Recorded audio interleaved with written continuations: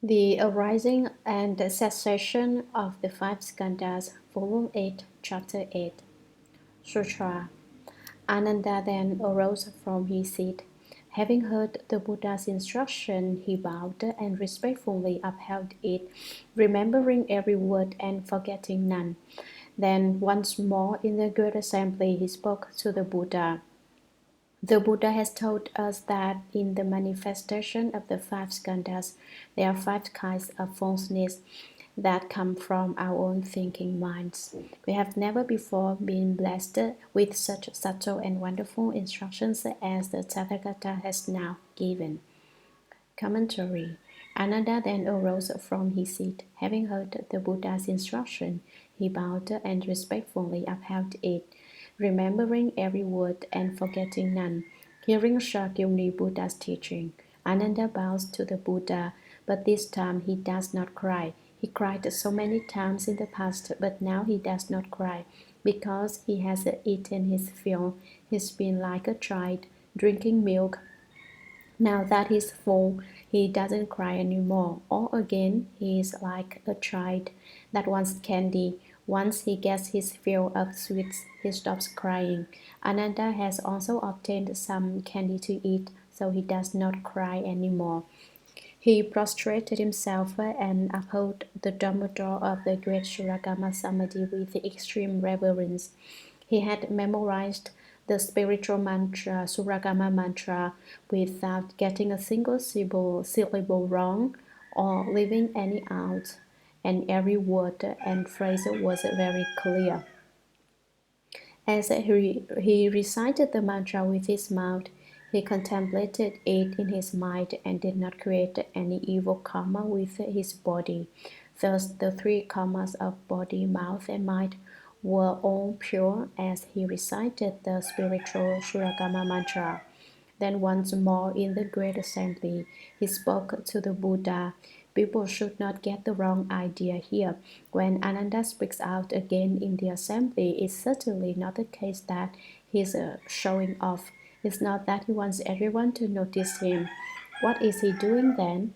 He is seeking the Dharma on behalf of living beings. He's doing it not for his own sake, but for you and me, his fellow cultivators in the present time.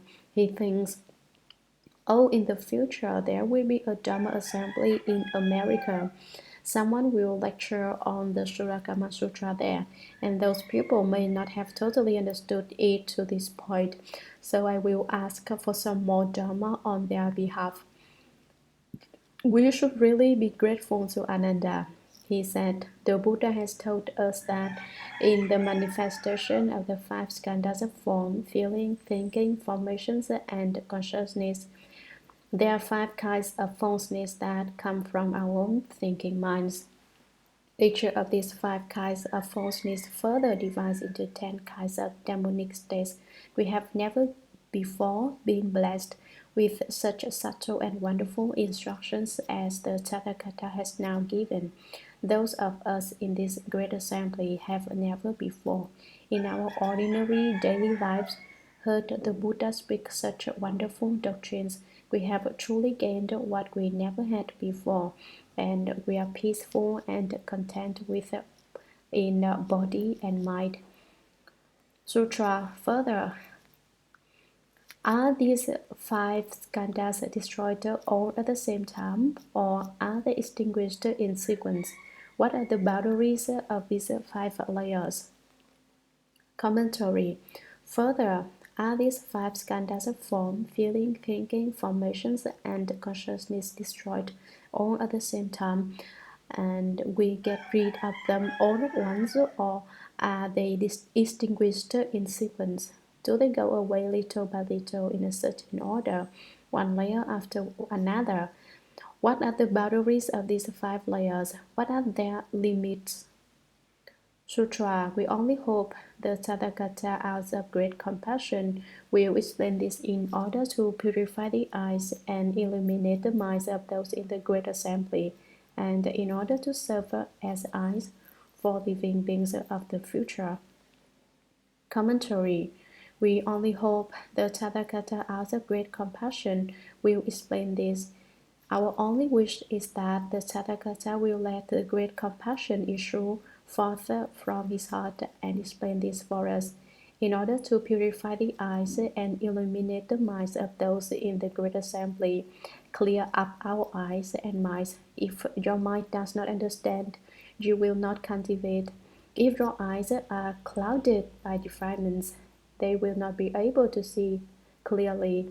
So Ananda asks that the eyes and minds of those in the great assembly be purified. Not only does he want their eyes and minds to be purified, he also requests that the Buddha serve as eyes for living beings of the future, that is, for you, me, and all other living beings of the present. We are all included in the definition of living beings. You cannot exclude yourself even if you want to. If you say, I don't count, I am not part of the definition of living beings, then let me ask you, what are you? Speak up. Even if you wanted to, you can't run away. Even if you put on wings, you can't fly off. Even if you went to the moon, you would still be a living being. You can't be anything else. So be good and admit that you're part of our group. Don't run away. Being good means you shouldn't lose your temper or act up. Your mind shouldn't feel like a pancake that sizzles and sticks to the pan. That's very hard to bear. Ananda says, be eyes for us and for those of the future. The mission does not end here. Eyes for the future continues on into the future, and by definition, that is a time that hasn't arrived yet. When you hear this, don't you think it's wonderful? Does it make sense? When you laugh, all the people who don't understand Chinese are confused and want to know what you're laughing about. So let's translate this quickly. Sutra, the Buddha told Ananda, the essential, true, wonderful brightness and perfect purity of basic enlightenment does not admit birth and death, nor any mundane defilements, nor even empty space itself. All these are brought forth because of false thinking. Commentary. The Buddha told Ananda the essential, true, wonderful brightness and perfect purity of basic enlightenment does not admit birth and death. What is this state like? It is just the essential, true, wonderfully bright and perfect pure state of basic enlightenment. Birth and death cannot exist in that state, nor any mundane defilements, nor even empty space itself. What is being described is the treasury of the Tathagata. It is the basic substance of true suchness, the Buddha nature inherent in us all. It's not that you have it and I don't, or that I have it and you don't. We are all endowed with the essential, true, wonderful brightness and perfect purity of basic enlightenment. Within it, there is not a single defilement. Within it, there is not a single dharma established. There isn't anything at all. If you can return to the origin, then you will be free of ignorance, lust, greed, stupidity, and false thinking. You will have none of them. It is an absolute and total purity. That is the aim of our cultivation, to return to that place inherent in us all. If this place did not exist, there would be no reason for anyone to cultivate. We can all see empty space, but do you know where it comes from? All these are brought forth because of false thinking. Empty space comes from our false thoughts. False thinking brings into being the five skandhas, the five turbidities, and the six knots. It creates all kinds of troublesome things. This is just a case of looking for something to do when there isn't anything to do. Why do you do it? Because you have no work to do and you want to look for some. That's okay if you can reap a reward. Unfortunately, though, the more you work, the more you lose. If you work for others, the more you work, the more money you lose. It's also like running a business. The longer you run it, the more money you lose. You keep taking losses until eventually the treasury of the Tathagata is pressed flat beneath the mountain of the five skandhas. Once that happens, the bandits of the six sense faculties and the six sense objects occupy the mountain of the five skandhas as they heat out. They go all over it, robbing and plundering. See how all the time until today you have been attracting thieves and sheltering bandits. At the beginning you were doing business, but then you began to lose capital and now it's cost you your life. The thieves go about looting and stealing, and they go right ahead and kill people as well. Therefore, your inner nature is squashed underneath the mountain of the five skandhas, and the six sense faculties and six sense objects are bandits that go around looting everywhere. Do you understand now? If you understand this principle, then I have not lectured on the sutra in vain. If you don't understand, then you will have to study it gradually. Sutra, the source of basic enlightenment, which is wonderfully bright, true, and pure, falsely gives rise to the material world, just as Anadatta became confused about his head when he saw his own reflection. Commentary: the source of basic enlightenment, in which not a single Dharma abides, is essential, true, wonderful brightness, and perfect purity of basic enlightenment, which is wonderfully bright, true, and pure, falsely gives rise to the material world. When that happens, falseness arises based on truth. In the treasury of the Tathagata, falseness arises. The sentient world refers to all living beings, while the material world refers to the mountains, rivers, buildings, and the earth itself. It is just as the Janadatta became confused about his head when he saw his own reflection. One morning he got up, looked in the mirror, and saw that the person in the mirror had eyes, ears, lips, and a nose, and he exclaimed, "Why don't I have a head like that? That person in the mirror has one, why don't I?" He went running all over the place trying to find his head. Do you think his head was actually lost though? Do you remember that I mentioned Janadatta earlier? If not, try to think back. What kind of person was Janadatta? Was he an intelligent person or a foolish one? Did he have a head or was he headless? If you realize that he had no head, would you think he was a freak if you saw him? Think about it. Today is the beginning of a new life for all of us here, so we must wash our bodies and minds clean. Put aside all the unclean things you were involved with in the past, and be sure that from now on the things you pick up are clean. By clean, we mean being free of the five down servants: greed, hatred, stupidity, pride, and doubt. Today's precept transmission was the first of its kind in America, and so you are the first initiates into Buddhism in this country. But you should know that there aren't any advantages for the people who come first. You will have to endure bitterness. Why is that? Because there is no model to follow. There are no precedents, and so you don't know how to go about what you have to do. Sometimes you get disoriented. You make mistakes without even realizing they are mistakes.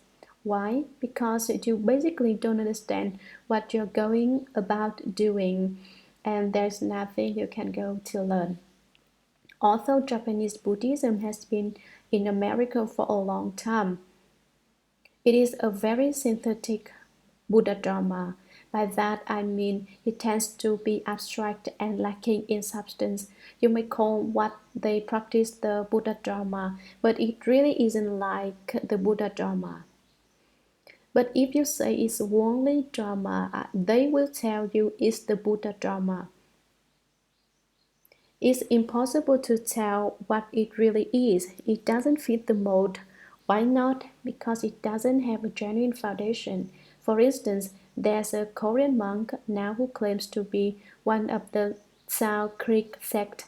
It's hard to figure out how Tsao Creek got to Korea. It is a case of hanging out a sheep's head but selling dog's meat.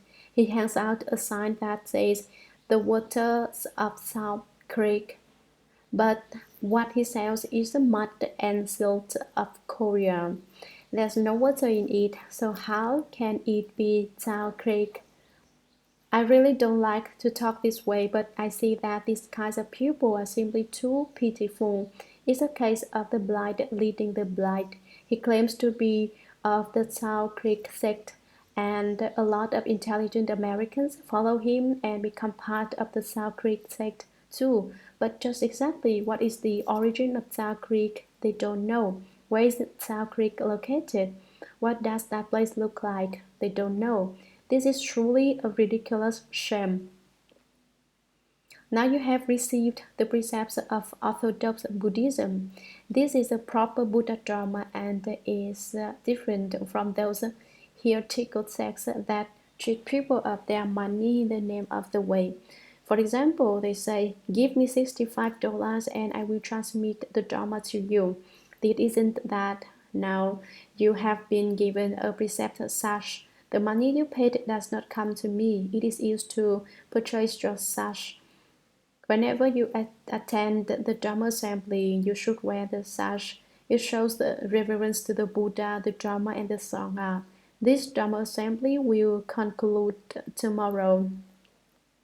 From now on, whenever there is a Dharma assembly, the people wearing sashes will stand in the front, and those wearing only the robe but not the sash should stand in the back. Also, those who have held the precepts for a longer time should stand in front, and those who have newly received the precepts should stand in the back. This is the order we follow in Buddhism. Today, I congratulate you all for completing your 3-month course of study. Although your study has concluded, your work is just starting. What is your work? You must help all human beings in the world to end their suffering. Their suffering can be ended only if someone lends a helping hand. The suffering of humanity is not limited to a single country. Throughout the whole world, humanity is suffering. Therefore, people of great wisdom are needed to remind humanity of its suffering. Only then will human beings know to seek for true happiness. What is the greatest suffering? The greatest source of suffering is our greed. Greed is one of the greatest afflictions. Anger is also one of the biggest afflictions. And stupidity is also one of the greatest afflictions. Greed, anger, and stupidity are the three poisons. Yet people feel that these three are their best friends, and so they are reluctant to part with them. Due to their lack of understanding, people don't renounce these poisons. If they understood, the suffering of humanity would come to an end. In the Shurangama Dharma Assembly, which began on July the 16th, we cultivated and studied non-stop from 6 o'clock in the morning until 9 o'clock in the evening every day. This period of a little over 3 months has been tremendously valuable. Now this valuable time has already passed, and you have learned this precious knowledge and made it a part of yourselves. You must tell the whole world about the Buddha Dharma that you have learned, so the whole world will know how to leave suffering, attain bliss, and realize great wisdom. Don't do any more foolish things or things that don't benefit people. This Dharma assembly could be considered the first of its kind in Buddhism throughout the entire world. It's absolutely unprecedented. Although there are many sutra lectures in other places, they don't study from morning till night without rest like we've done. Now you should take the principles of Buddhism you've learned and use them to help all the world's people who are adrift in the sea of suffering. Help them to depart from suffering, find happiness, and quickly attain the Buddha way. This is my hope. Sutra. The falseness basically has no cause, but in your false thinking, you set up causes and conditions. But those who are confused about the principle of causes and conditions call it spontaneity. Even empty space is an illusory creation. How much the more so are causes and conditions and spontaneity, which are mere speculations made by the false minds of living beings. Commentary. This passage discusses the causes and conditions of our false thoughts. What is meant by causes and conditions? When a person does not understand the principle of causes and conditions, in his confusion he will regard it as spontaneity and thus fall among the externalists. Therefore, the text says the falseness basically has no cause. There is no basis for a source of false thinking. Without any basis, there is no substance to it. Someone asked me, "What is false thinking?" My reply was, "What you are asking right now about false thinking is just false thinking. Your question itself is false thinking." Where do you go to find false thoughts? They don't have any root. Once they pass, they are gone.